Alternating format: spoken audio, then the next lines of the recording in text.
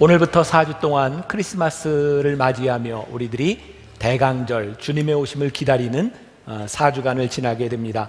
오늘 첫 번째 시간 포로된 자에게 복음을 이라고 하는 말씀, 동일한 본문을 가지고 4주 동안 여러분들과 함께 말씀을 나누게 될 것입니다.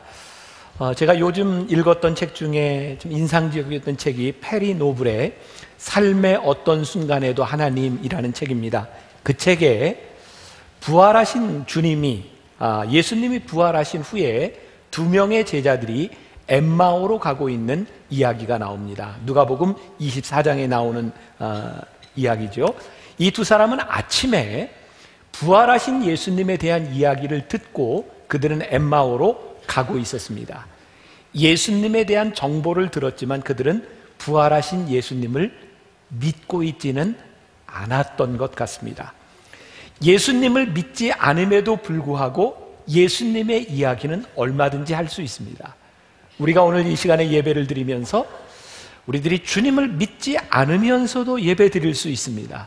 문제는 내가 아는 것으로 그치는 것이 아니라 이 땅 위에 오신 예수님을 우리들이 믿음으로 고백하는 그런 4주간이 되어야 하지 않을까. 페리 노블에 나오는 글을, 책에 나오는 글을 제가 조금 읽어드립니다. 그들이 예수님을 다소 귀찮게 여기지 않았을까 싶다. 바삐 어디론가 가는 길인데 웬 낯선 사람이 자꾸 말을 거니 말이다.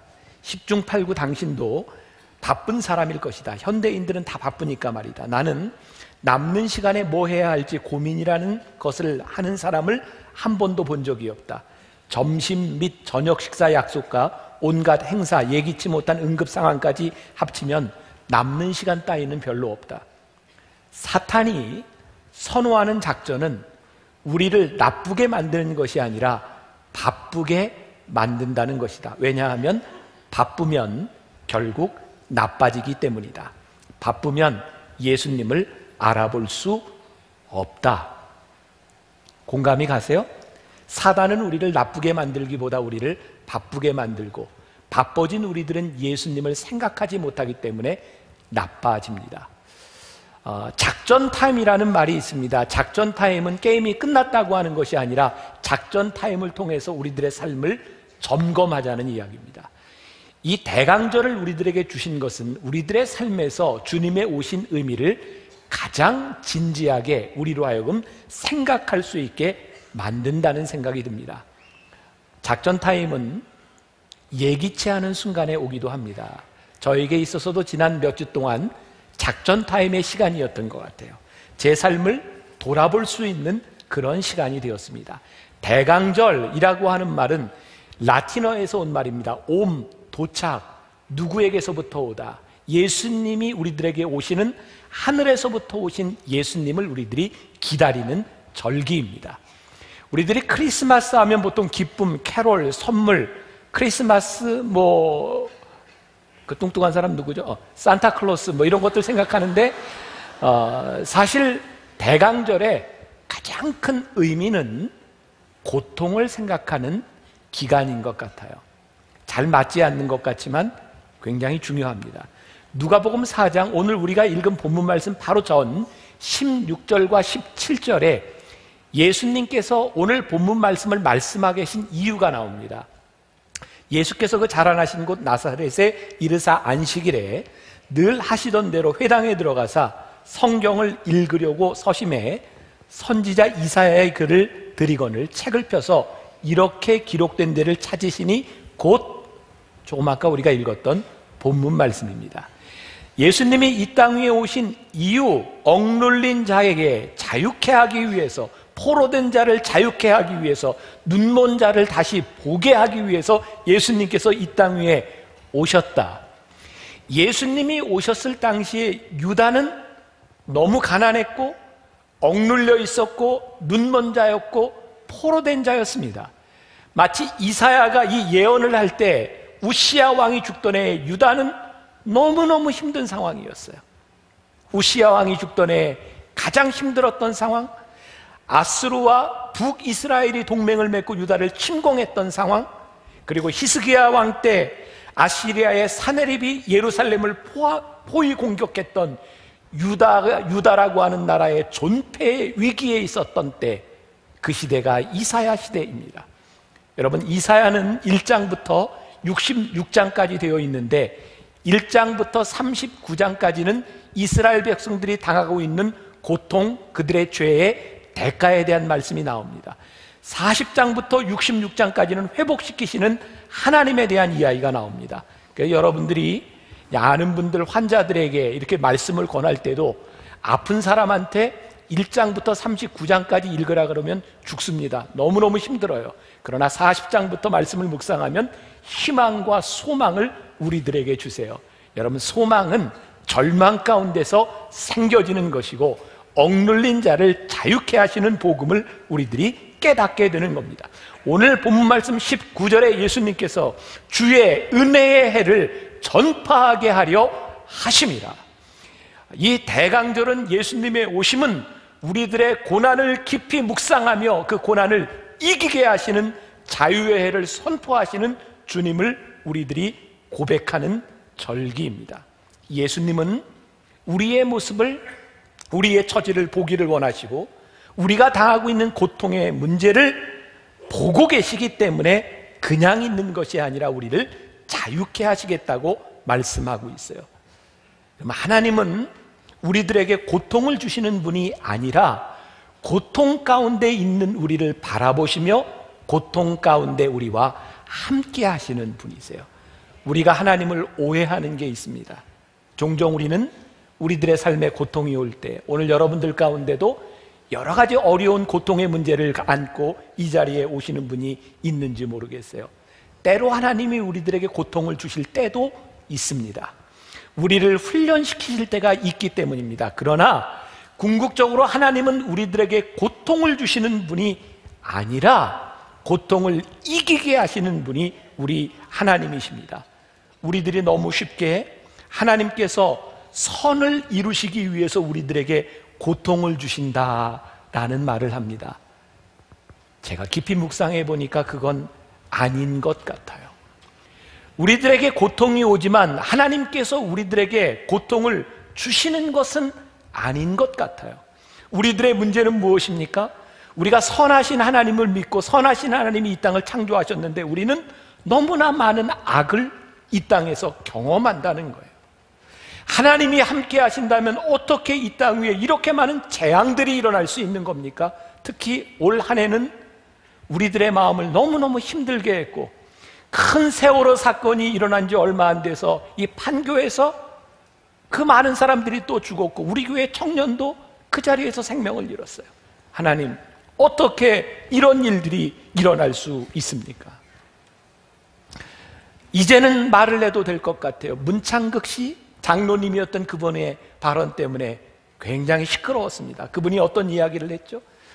6.25도 일제의 억압도 하나님의 뜻 가운데 이루어진 일이다 라고 하는 말, 아마 우리가 너무 쉽게 많이 했던 말인 것 같아요.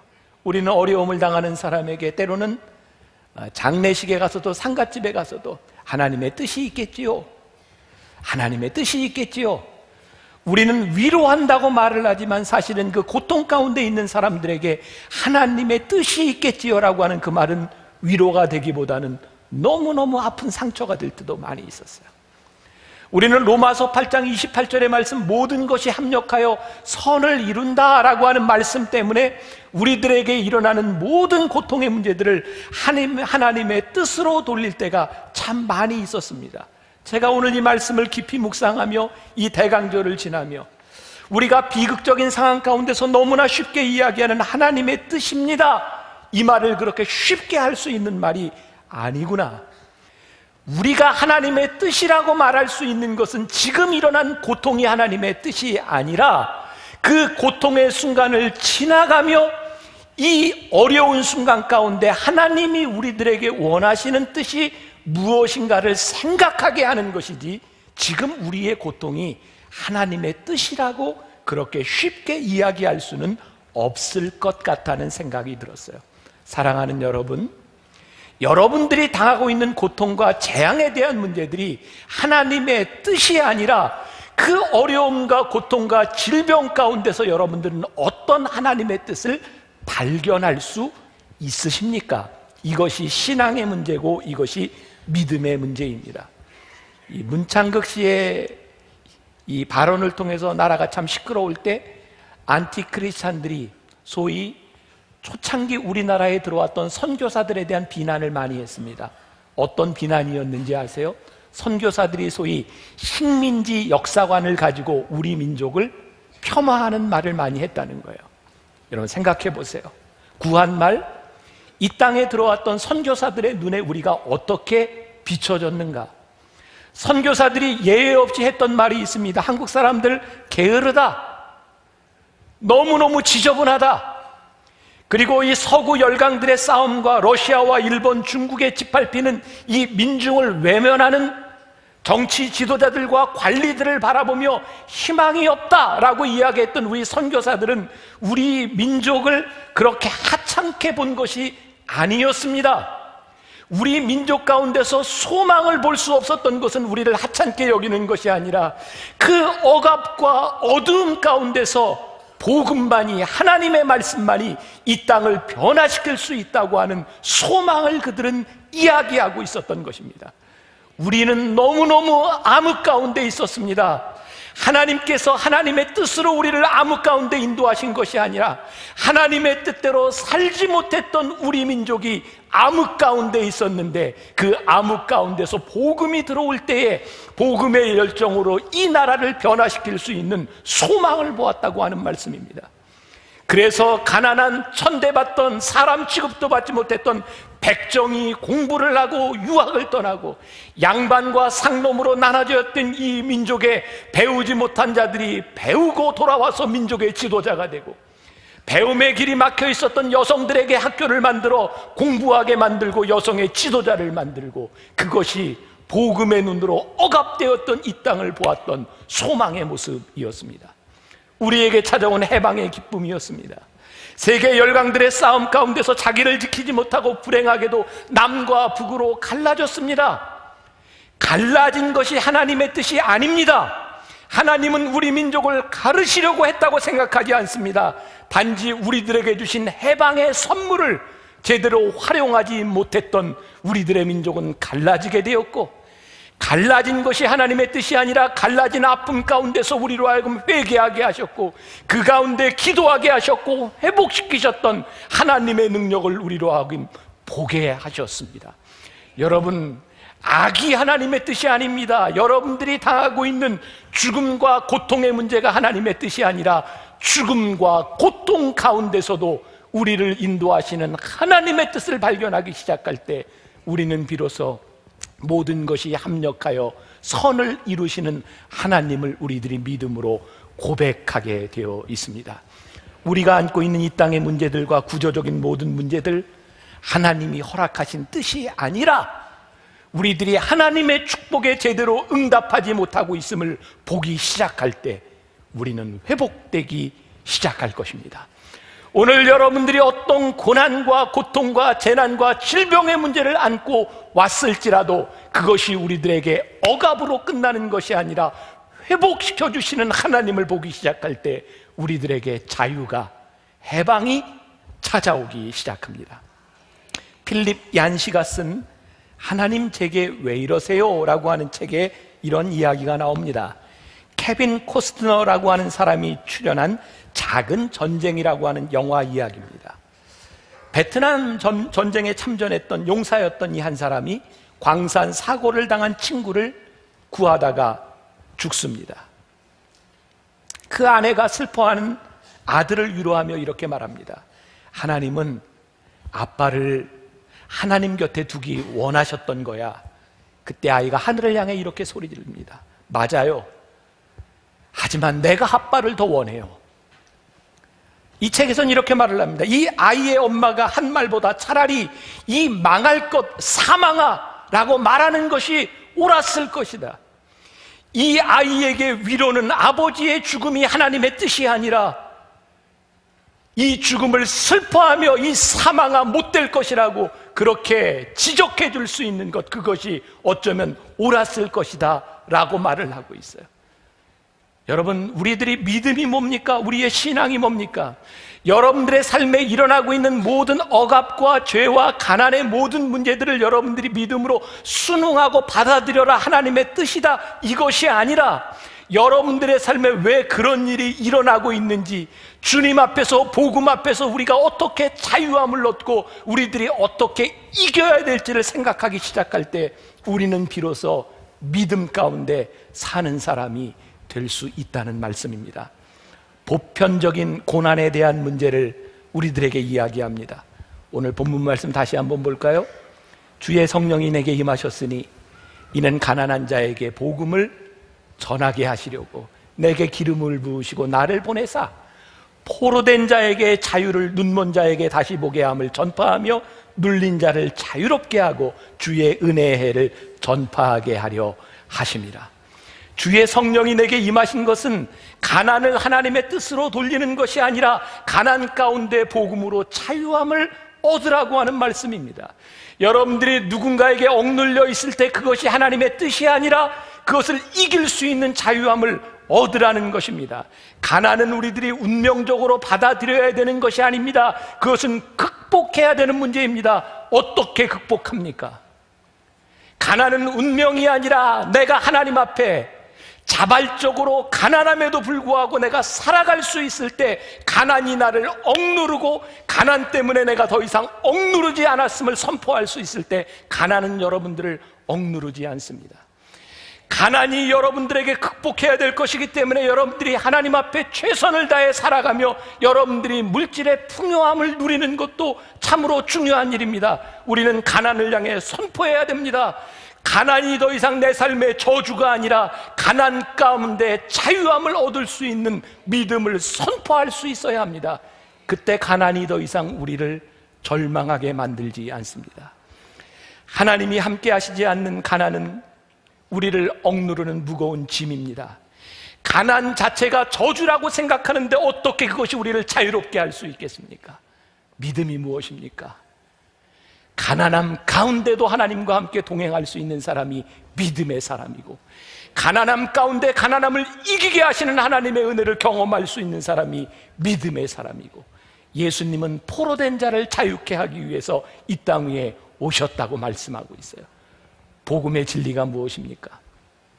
죽음과 슬픔과 고통과 가난의 모든 억압을 숙명으로 받아들이는 것이 아니라 이 모든 것을 자유케 하시는 하나님의 뜻이 무엇인가를 우리들이 발견하며 고백하기 시작할 때 우리들에게서 자유함이 찾아오기 시작합니다. 우리는 장례식장에서 종종 이런 믿음 있는 사람의 이야기를 듣습니다. 장례 예배를 통해 하나님을 믿지 않는 사람들 중에 하나라도 그리스도를 영접했다면 이분의 죽음은 그만큼 가치가 있는 것입니다. 그런 이야기 참 많이 듣습니다. 분명히 가치 있는 일인지는 모르지만 죽음에 대한 답은 아니라고 생각합니다. 죽음은 축복이 아닙니다. 우리 사랑하는 사람이 세상을 떠난 것은 절대로 축복이 아닙니다. 죽음 가운데 우리들이 예배할 수 있는 것은 그 아파하는 그 죽음 가운데 하나님이 함께 계시기 때문이고, 죽음 가운데 우리들이 예배할 수 있는 것은 죽음이 끝이 아니라 부활을 믿기 때문에 우리들이 예배할 수 있는 것이지, 죽음이 하나님의 뜻은 아닌 것 같습니다. 죽음은 우리를 슬프게 하는 일들입니다. 누군가 큰 사고를 당했을 때 주변에 많은 죽음을 바라보며 하나님 나를 지켜주셔서 너무너무 감사해요, 하나님을 찬양합니다 라는 말이 신앙적으로 들릴지 모르지만 정말 그것이 하나님의 뜻일까요? 다른 사람은 다 죽어도 나만 살아난 것이 정말 하나님의 은혜일까요? 우리는 은혜를 찬양하기에 앞서 죽음 가운데 아파하는 사람을 위로하고 함께하는 것이 하나님의 뜻은 아닐까요? 정말 당신만 보호해 주시고 당신에게 아무 일이 없다고 하는 것 때문에 하나님은 정말 살아계신 하나님이라고 우리들이 그렇게 고백할 수 있는 것일까요? 미국의 월드 트레이드 센터가 무너졌을 때 수천 명의 사람이 죽었습니다. 하나님이 살려주셨다고 믿음을 간증한 사람들도 있지만 하나님을 신실하게 믿었던 수없이 많은 사람들이 거기에서 죽었습니다. 정말 하나님의 뜻인가요? 저는 이렇게 생각합니다. 제가 오늘 말씀을 묵상하면서 깨닫게 된 것입니다.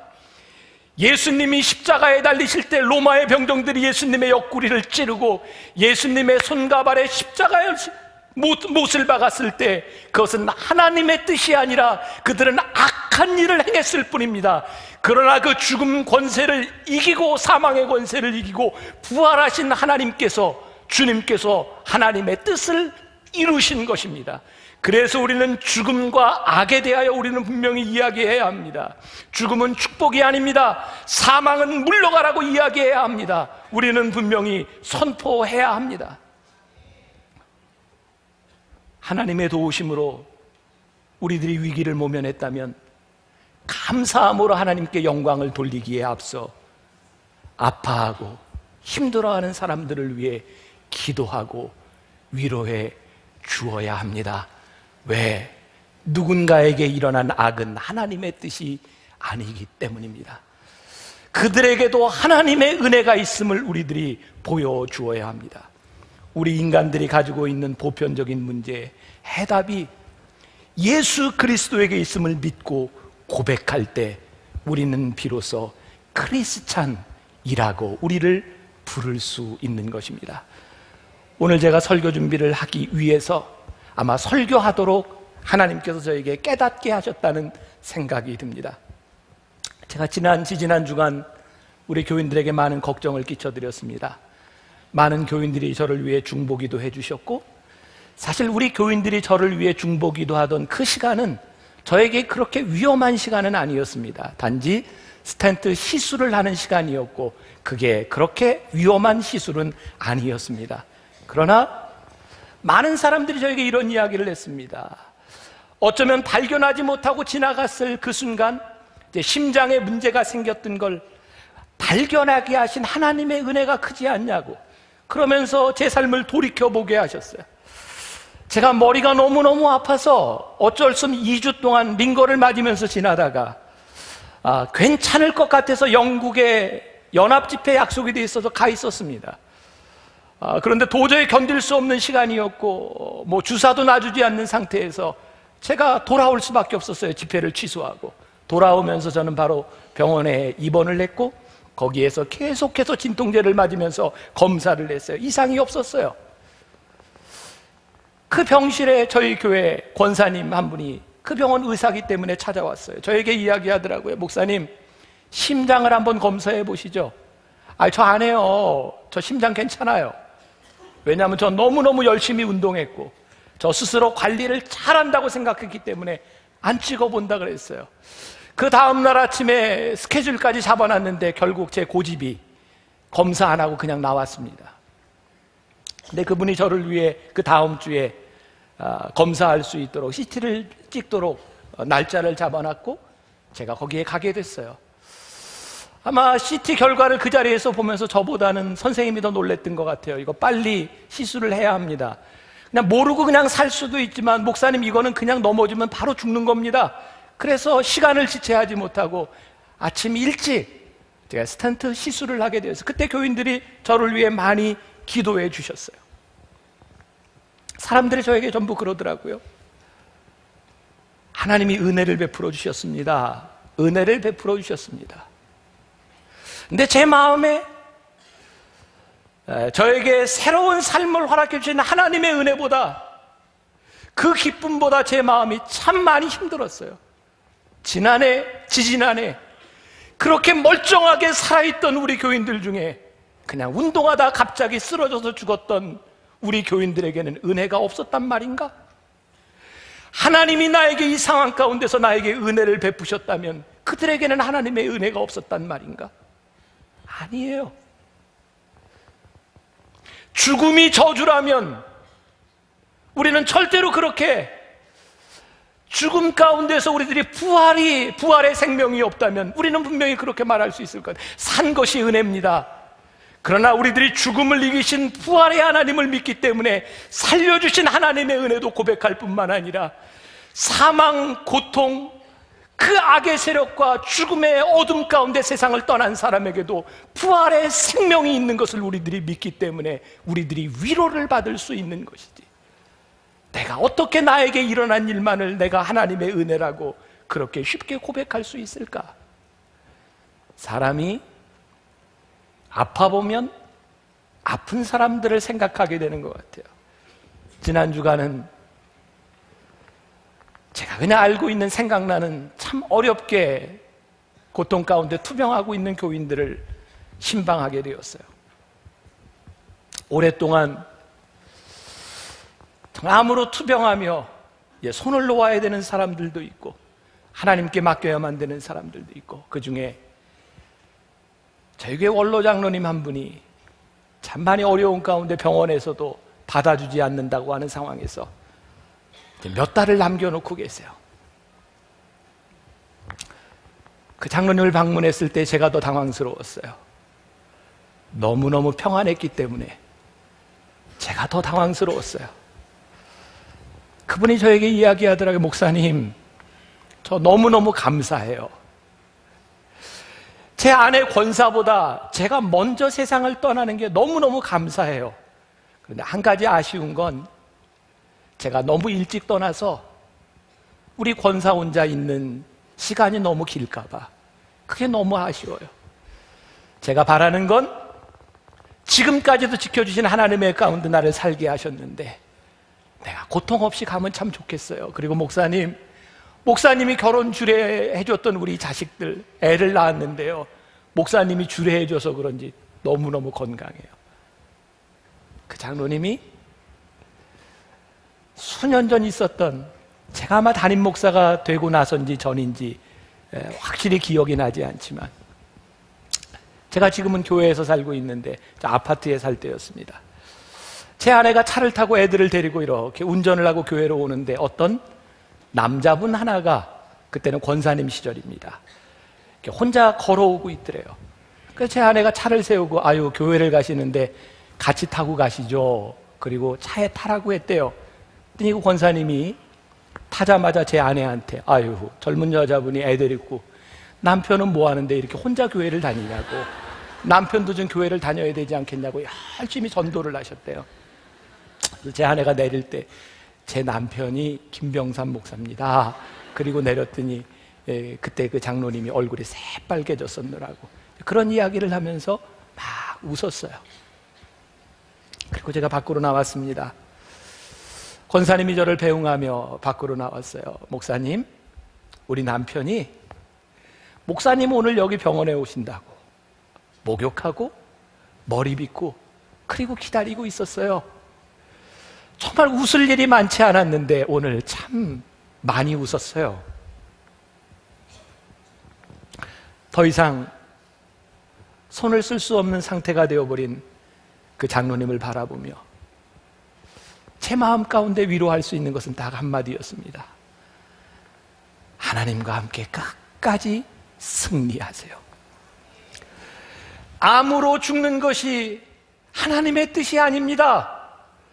그러나 죽음 가운데서 하나님과 함께 동행할 수 있습니다. 죽음이 우리들에게 분명히 무섭고 두렵고 악한 것입니다. 그러나 그 죽음을 향해 우리들이 선포할 수 있습니다. 사망아 물러가라. 죽음이 우리를 더 이상 어둠 가운데 가두지 못하도록 우리들이 선포할 수 있습니다. 우리의 마음 아픈 일들이 참 많이 있을 겁니다.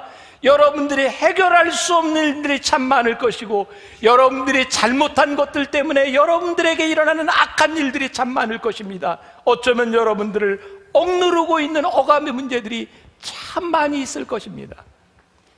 너무 쉽게 하나님의 뜻이라고 받아들이지 마십시오. 그 가운데 여러분들이 하나님의 뜻을 찾아야 하는 것입니다. 여러분들이 이겨야 하는 것입니다. 여러분들이 승리해야 하는 것입니다. 더 이상 병 때문에 죽어가는 것 때문에 여러분들이 자유를 잃어버리는 사람이 아니라 죽음 가운데 승리하신 하나님을 여러분들이 바라보셔야 하는 것입니다. 오늘 여러분들을 억누르고 있는 수없이 많은 일들 가운데 이 땅 위에 오셔서 우리와 임마누엘 하시겠다고, 내가 너와 함께 그 고통을 이기겠노라고, 내가 너와 함께 그 고통을 참아내겠노라고 우리에게 다가오시는 주님을 여러분들이 고백할 수 있어야 합니다. 그것이 은혜입니다. 오늘 여러분들 가운데서 하나님의 은혜가 새롭게 시작되기를 주님의 이름으로 간절히 축원합니다. 하나님의 은혜가 여러분들을 붙잡아 주실 것입니다. 하나님의 은혜가 여러분들을 자유케 만들어 주실 것입니다. 우리 함께 찬양합시다. 은혜로다, 은혜로다.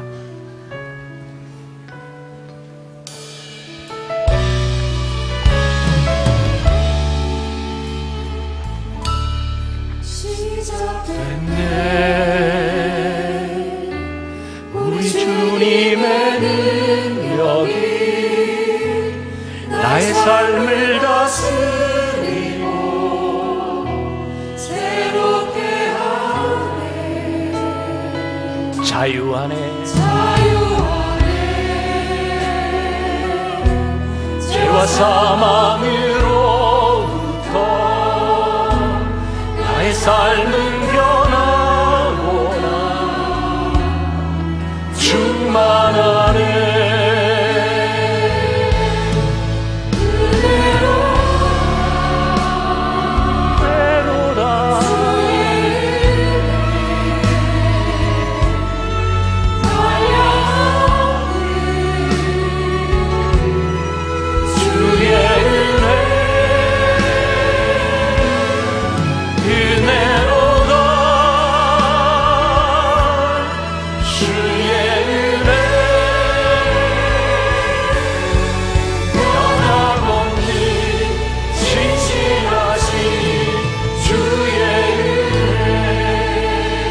시작됐네. 우리 주님의 능력이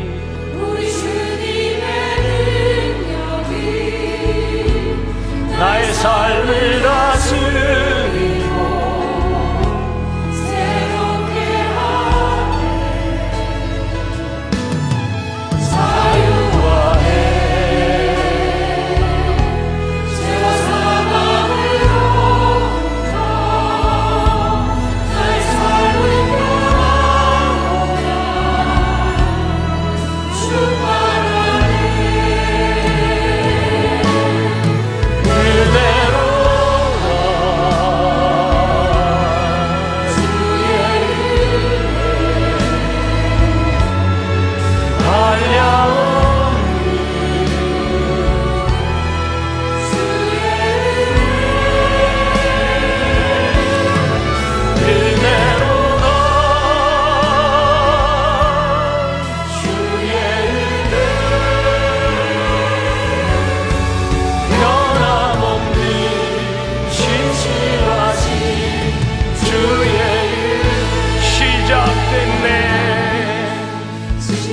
우리 봉헌하며 찬양하겠습니다.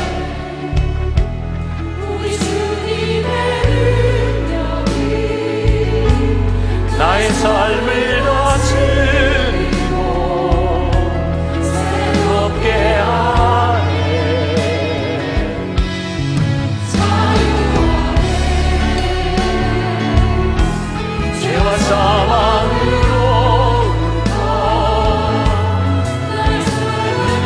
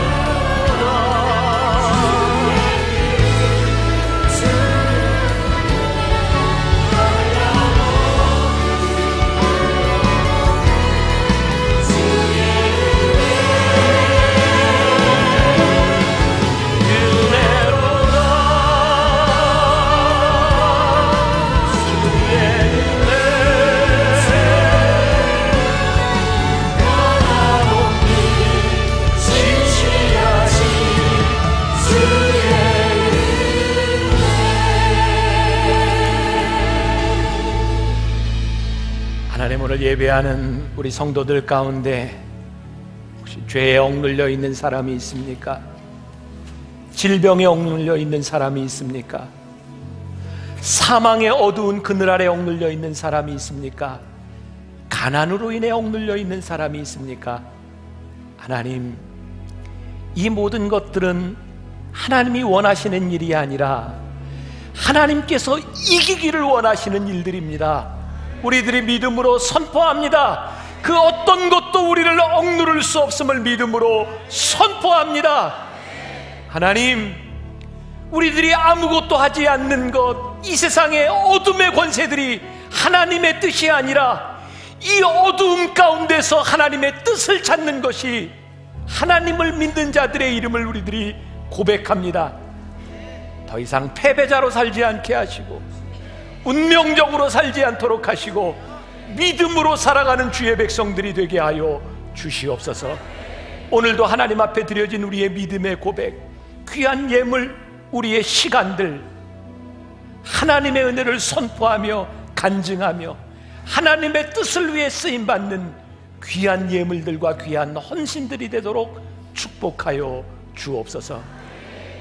지금은 성부, 성자, 성령 하나님의 크신 은혜와 끝까지 우리를 붙들어 주시리라 약속하시는 그 놀라운 은혜를 붙들고 이 세상으로 나아가는 당신의 사랑하는 모든 백성들 위해 지금부터 영원까지 함께 하시기를 간절히 축원하옵나이다. 아멘.